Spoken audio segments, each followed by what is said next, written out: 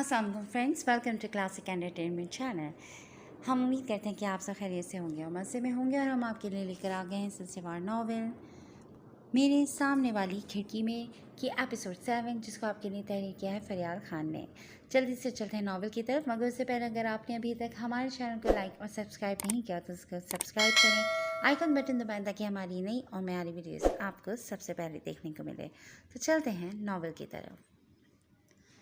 Balcony की दीवार के कोने पर रमीज़ ने चिड़ियाओं के लिए 2 मिट्टी के प्याले रखे हुए थे, जिनमें अक्सर उनमें से कोई ना कोई दाना पानी डाल दिया करता था। इस वक्त भी अहमद वहाँ खड़ा उस खाली प्याले में बोतल से पानी उंडेल रहा था। तभी उसकी नज़र नीचे गली में ठहर गई, जहांजेब की सफ़ेद कार घर के बाहर रुकी थी, जिसकी अगली नशिस्तों पर से जहांजेब और आयशा बाहर आने के बाद पिछली सीट पर मौजूद बैग्स निकालने लगे। आज इतवार था, जहांजेब की ऑफिस से छुट्टी थी और धूप ढलने के बाद शाम भी सुहानी हो गई थी, तो गालिबन दोनों घर का सौदा सेल्फ लेकर लौटे थे। ओहो, आज चांद दिन में कैसे निकल आया। ज़रा फांसे पर बने चबूतरे पर बैठे 2 में से एक लड़के ने आयशा पर जुमला कसा और साथ ही अपने दोस्त के साथ ताली मारकर हंसने लगा। उसकी बात पर आयशा और जहांजेब दोनों ने उस तरफ देखा और फिर आयशा की घबराई हुई नज़र जहांजेब पर गई, क्योंकि उसे पता था कि अब क्या होने वाला है। भैया, आयशा ने परेशान होकर उसे रोकना चाहा, मगर वो किसी की सुनता ही कब था। ग्रे जीन्स पर फुल स्लीवलेस वाली ब्लैक टी शर्ट पहने मजबूत जिसामत वाला जहांजेब वजी चेहरे पर खतरनाक संजीदा तासुर लिए उन लड़कों के पास पहुंचा जो इत्मीनान से बैठे उसे पास आता देख रहे थे। क्या बकवास किया तूने? जहांजेब ने उसे गिरेबान से पकड़कर खड़ा कर लिया। साथ ही उसका दोस्त भी उठ गया। क्या हो गया, क्यों इतना भरम दिखा रहे? लड़के ने भी दो बदू होना चाहा, लेकिन अगले ही पल जहांजेब का जोरदार मुक्का उसका जबड़ा हिला गया। इस अमल पर न सिर्फ आयशा ने घबरा कर मुंह पर हाथ रखा, बल्कि बालकनी में खड़ा अहमद भी दंग रह गया। बहुत शौक है तुझे चांद देखने का, अभी दिखाता हूँ। जहांजेब ने उसे सीधा करके फिर एक मुक्का मारा तो अब की बार उसका एक दांत भी टूट गया, जिससे खून निकलने लगा। हादी, रमीज, अहमद ने जल्दी से उन दोनों को पुकारा तो वो भी दौड़े चले आए। क्या हुआ? दोनों दीवार के पास आए। वो देख, हिटलर नबील को धो रहा है। उसने गली की जानिब इशारा किया, जहाँ अब रश लगना शुरू हो गया था, लेकिन जहांजेब नहीं रुका था और अब उसके उताब के निशाने पर दोनों लड़के थे। ये इसको क्यों मार रहा है? फरहाद हैरान हुआ। यही कैफियत रमीज़ की भी थी। कमीने ने कुछ बोला था शायद आयशा को, उसने अंदाज़न बताया। चल यार, चल के उसे बचाते हैं, वरना ये तो उसे मार डालेगा। रमीज़ को फिक्र हुई।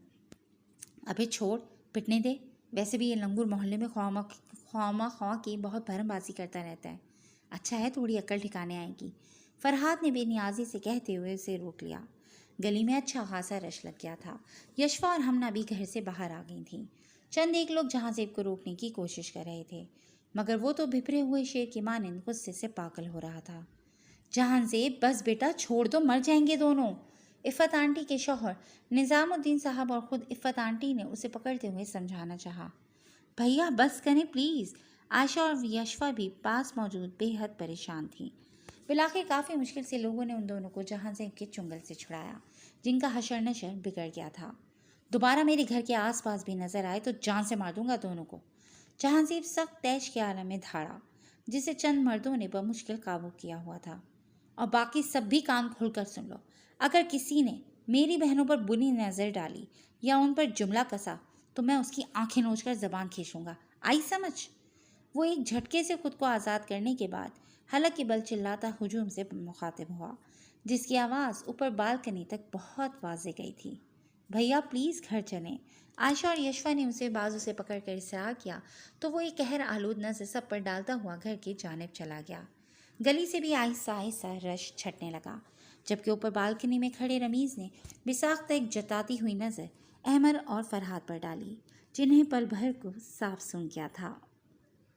आपको क्या ज़रूरत थी भैया इतना हाइपर होने की? आयशा ने जहांजेब के हाथ पर बाम लगाते हुए फिक्रमंदी से कहा, जो उसके लिए बिल्कुल राज़ी नहीं था, मगर बहनों के इसरार के आगे हार मानकर बैठ गया। उसने तुम्हारे बारे में बकवास की थी। ये ज़रूरी भी था और ज़रूरत भी। सबको पता होना चाहिए मेरी बहनें खुदा ना खासा लवारिस या मुफ्त दावत नहीं है कि जिसका जो दिल चाहे कहे और करे। उन लड़कों के जिक्र पर वो फिर बरहम हुआ। कोई क्या कहता है या क्या करता है, हमें उससे फ़र्क नहीं पड़ता। हमें बस आपकी फ़िक्र रहती है भैया। अगर आपको भी कोई चोट आ जाती तो? یشوا بھی کہتے ہوئے صوفے کے بازو پر بیٹھی اور اپنے بھائی کے کندھے پر ہاتھ رکھا، جبکہ عائشہ تو پہلے ہی برابر میں بیٹھی تھی۔ مجھے فرق پڑتا ہے، میری بہنوں کے حوالے سے چھوٹی سی چھوٹی بات کو لے کر بھی مجھے فرق پڑتا ہے۔ اس کی برہمی کم نہیں ہوئی تھی۔ ہمیں بھی فرق پڑتا ہے بھیا، جب ہم آپ کو اپنی وجہ سے یوں ہلکان ہوتا دیکھتے ہیں یا کسی پر غصہ کرتا دیکھتے ہیں تو آپ کی بہت فکر ہوتی ہے۔ ہمنا بھی ویل چیئر چلاتی اس کے عین سامنے آ گئی۔ اس کا انداز کسی سہمی ہوئی بچی کے جیسا تھا، جس کے باعث جہانزیب کے تنے ہوئے تاثر ڈھیلے پڑے اور اس نے اپنے دونوں ہاتھوں سے ہمنا کے ہاتھ پکڑ لیے۔ شیر اگر دھار نہ چھوڑ دینا بیٹا تو کتے خود کو شیر سمجھ بیٹھیں گے اور اسے نوچ کھانے میں دیر نہیں لگائیں گے۔ وہ نرمی سے گویا ہوا۔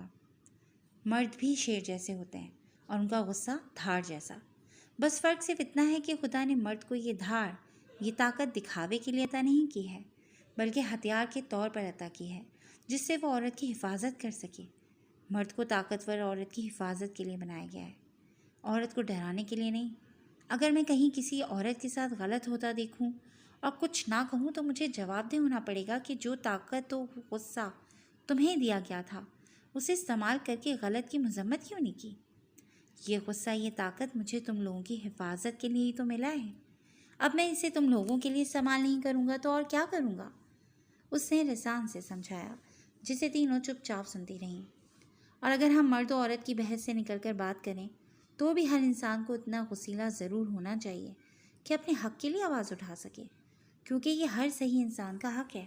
آج میں چاہتا تو ان لڑکوں کو نظر انداز کر کے آگے بڑھ سکتا تھا، لیکن پتہ ہے اس سے کیا ہوتا؟ وہ کہتے ہوئے رکا۔ کیا ہوتا؟ تینوں نے بیک وقت پوچھا۔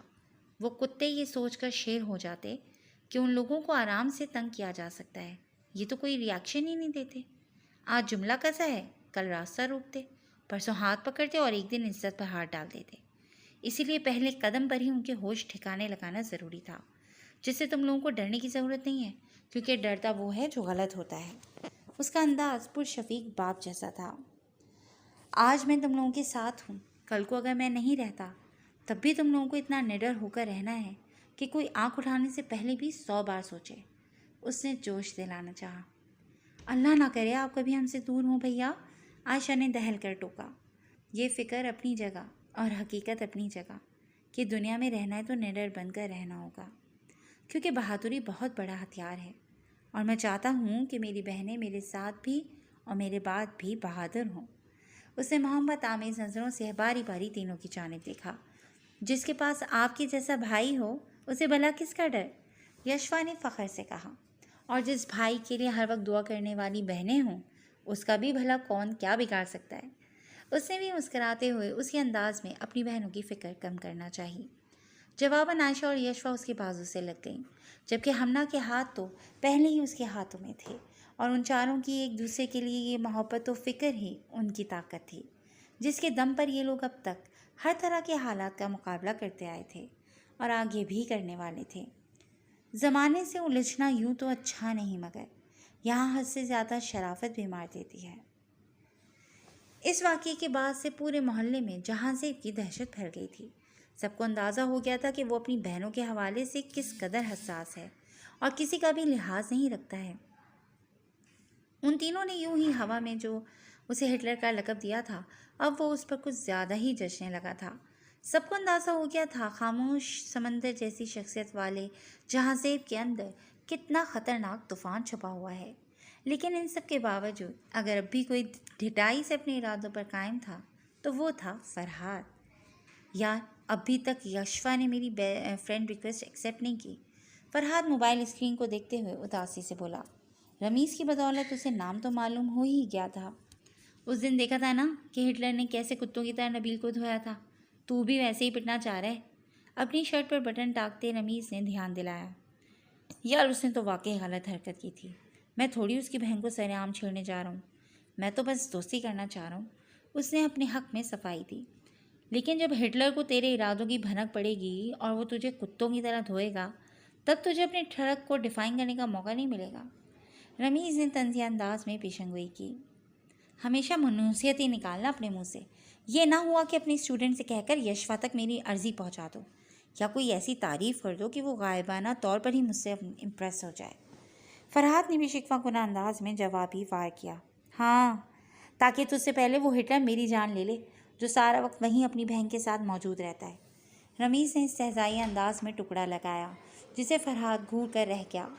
वैसे तुझे कैसे पता हादी कि वो यशवा की आईडी है? उसकी तस्वीर तो नहीं लगी हुई। वहीं कोने में बने छोटे से ओपन किचन में बर्तन धोते अहमद के जहन में सवाल आया।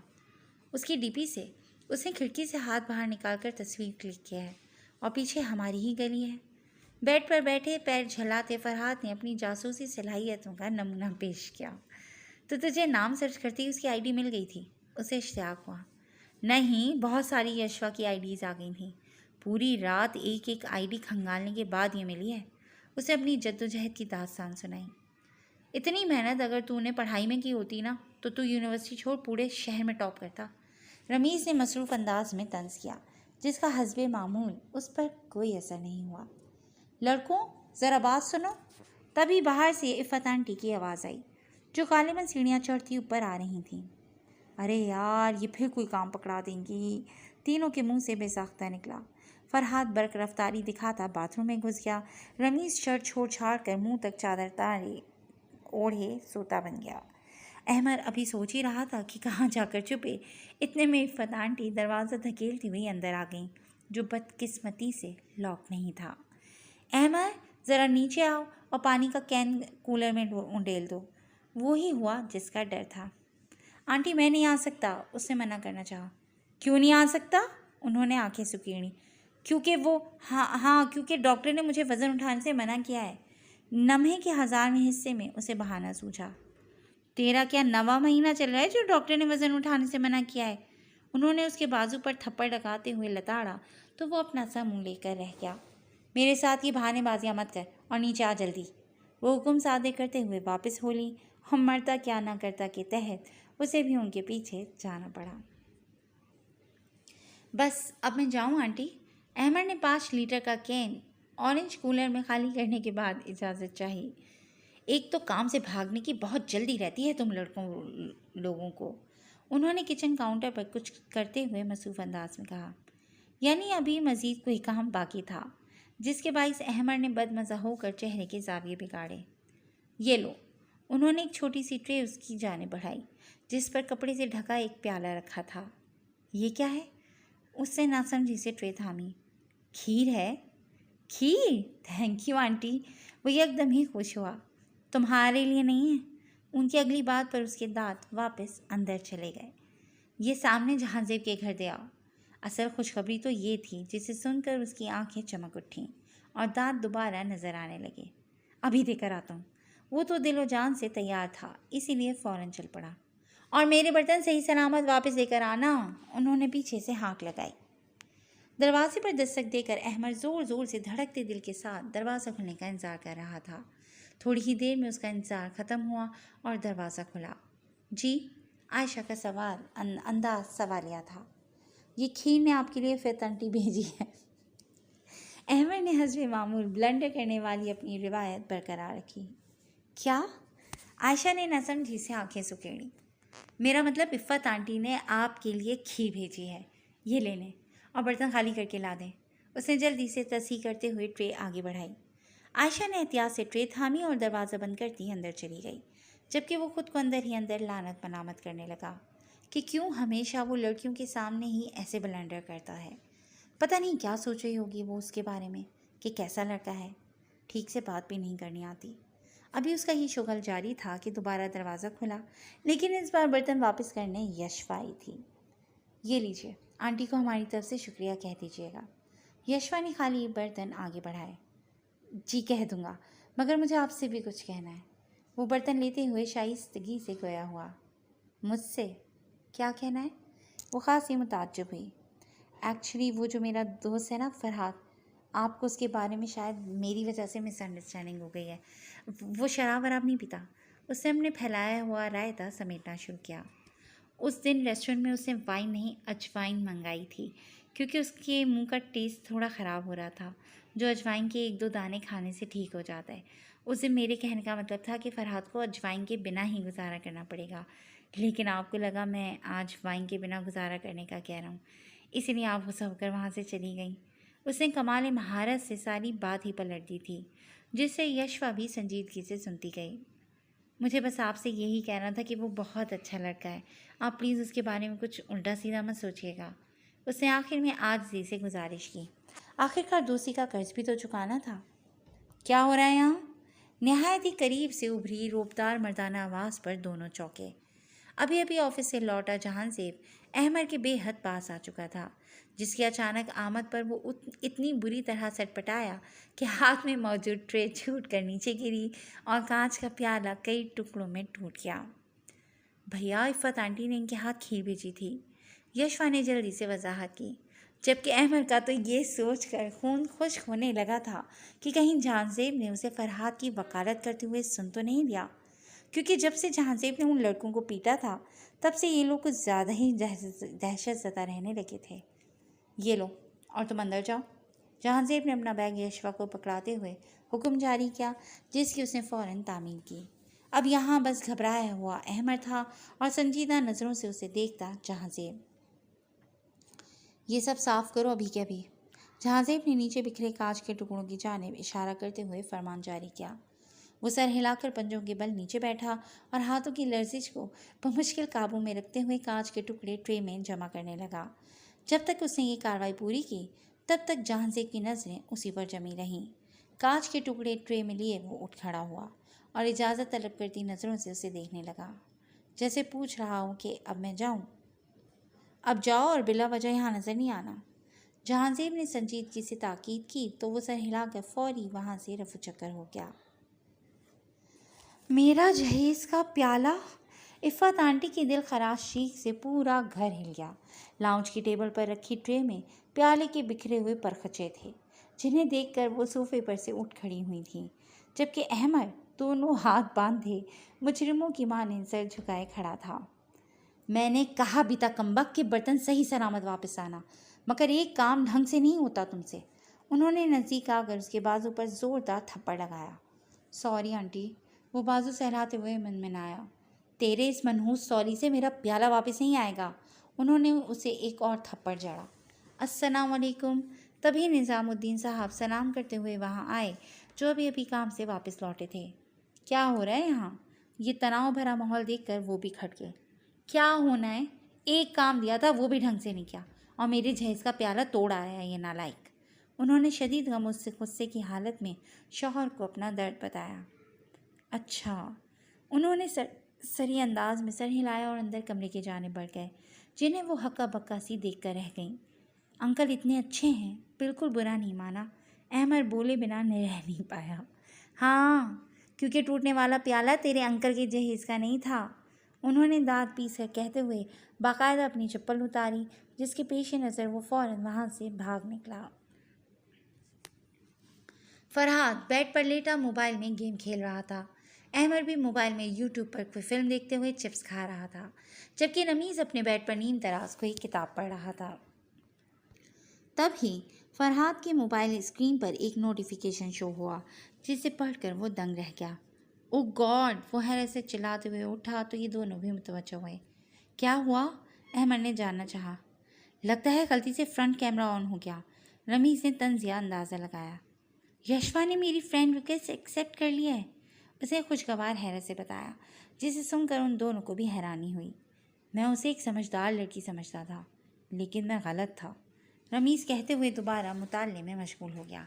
देखा, जब मैंने शाम को बताया था कि मैं यशवा के सामने तेरा रिकॉर्ड क्लियर करके आया हूँ, तब तुझे यकीन नहीं आ रहा था ना? अब तो यकीन आ गया ना? अहमद ने एहसान जताते हुए पूरा सहरा अपने सर बांधा। नहीं यकीन आ रहा यार। फरहाद खुशी से पागल होते हुए बेड पर गिर गया। इसका कुछ नहीं हो सकता, रमीज़ नफ़ी में सर हिलाते हुए बड़बड़ाया, जबकि दूसरी जानिब अपने बेड पर लेटी यशवा अब फरहाद की प्रोफाइल का पोस्टमार्टम करने में मसरूफ़ थी, जिसने अभी अभी उसकी रिक्वेस्ट एक्सेप्ट करके कहानी को एक नया रुख दे दिया था। जी फ्रेंड्स, आज के लिए बस इतना ही। कैसी लगी आपको आज की एपिसोड? हमें अपनी कमेंट सेक्शन में अपनी राय से ज़रूर आगाह कीजिएगा कि आपको ये कहानी क्या मोड़ लेती नज़र आ रही है। तो नेक्स्ट एपिसोड तक के लिए अपना ख्याल रखिएगा। टेक केयर एंड अल्लाह हाफ़िज़। अस्सलाम वालेकुम फ्रेंड्स।